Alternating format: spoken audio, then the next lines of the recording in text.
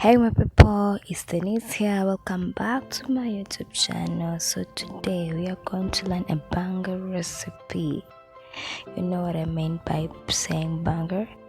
So today we are going to learn how to make crunchy coated peanuts, or you can also call them crunchy coated groundnuts. Let's go.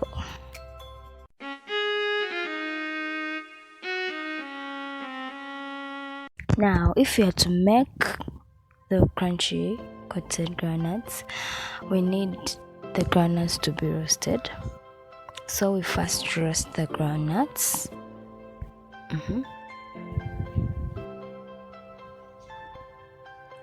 And after the groundnuts are ready, we are going to add in some salt, but we mix it with a little bit of water.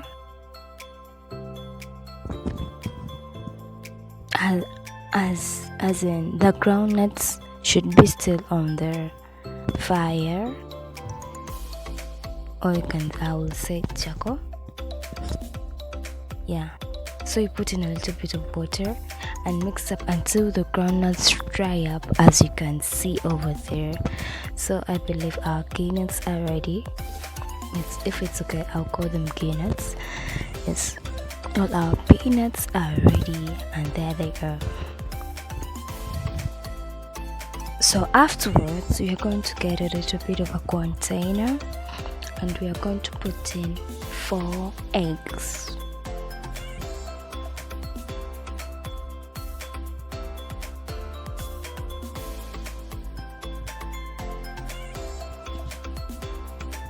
And we are going to beat them, or you say whisk them.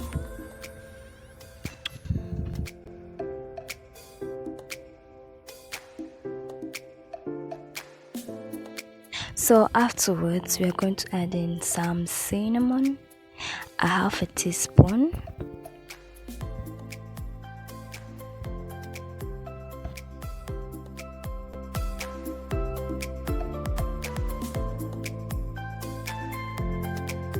so we're going to add in some chili powder. The reason why we add in some chili powder, okay, for us who eat chili, you can put it there, but if you don't eat chili, it's optional. Why I put chili can help the crunchy peanuts or peanuts to last a little bit longer, as in it gives it some longer time before it's even expired. So we're going to add in, after you're going to add in some baking powder, and they are supposed to be 2 tablespoons or 1. It depends on the liquid you have used, because mine was a bit mop, yes, as you can see it. So afterwards, you're going to add in some milk. It depends the amount of milk you want. If you have powdered milk, you can put in 1 tablespoon or 2. Yeah, but since for me I had already used 4 eggs, I put in some little milk. Yeah. So afterwards, we add in some salt.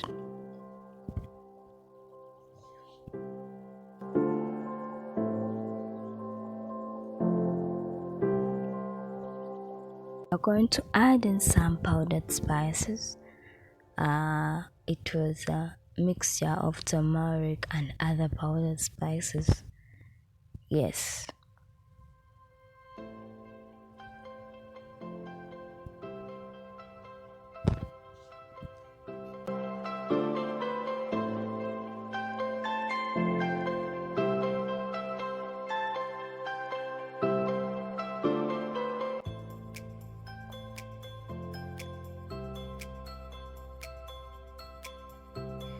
So we put in 1 tablespoon of sugar and we whisk the solution, and the solution is ready.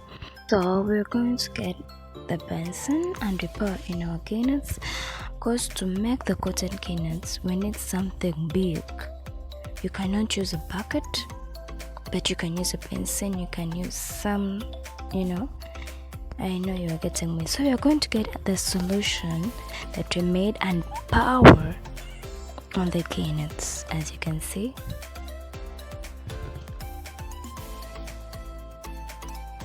So after, we are going to roll use to lift the basin and roll the groundnuts so that they can all get a bit of the solution.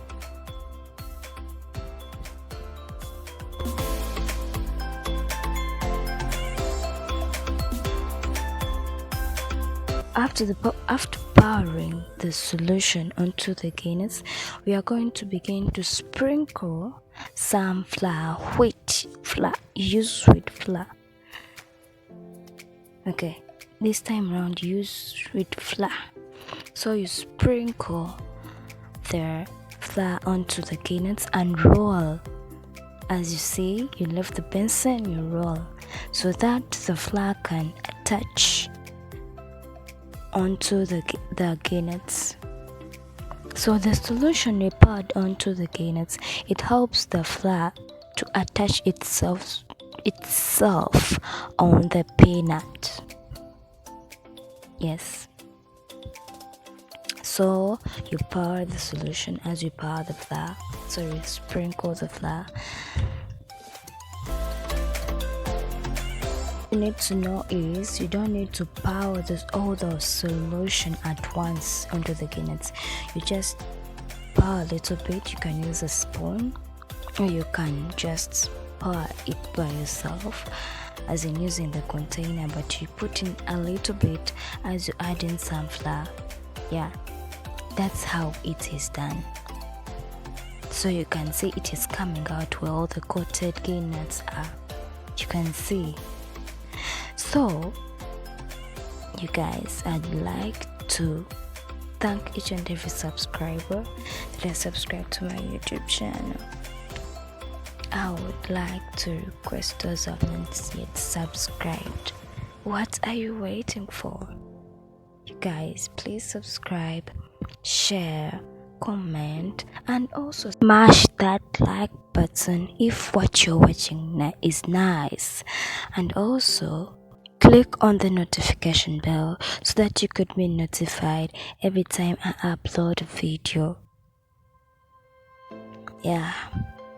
So you can see you have to give the groundnuts time.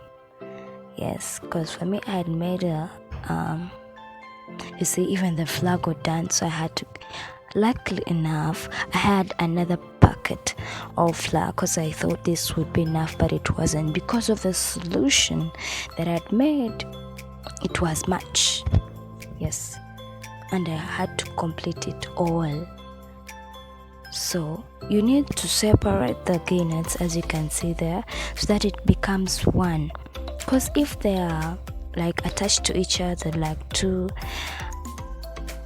so you see, you add in some. I added in some good thing. I added in some pilawo masala because I wanted to get some good scent, the aroma, and it was really good. So I didn't pilawo masala because I wanted the aroma and more of sweetness. So you see, you add in more flour, but you need to separate them. Okay, those that are attached to each other, you separate them, as you can see what I'm doing. Yes, you can see what I'm doing. So that's how you do it.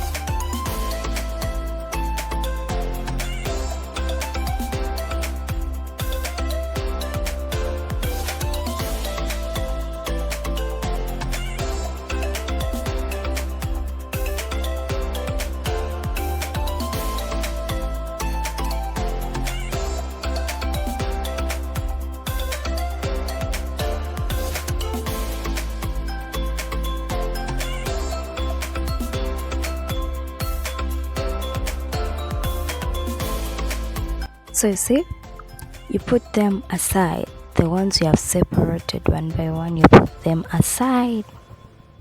Yes. So afterwards, you're going to put you can use, I never had a frying pan, so I used the saucepan. Yes, you add in some oil, but you put on low heat, and our cooking oil is ready. So we put in our coated nuts.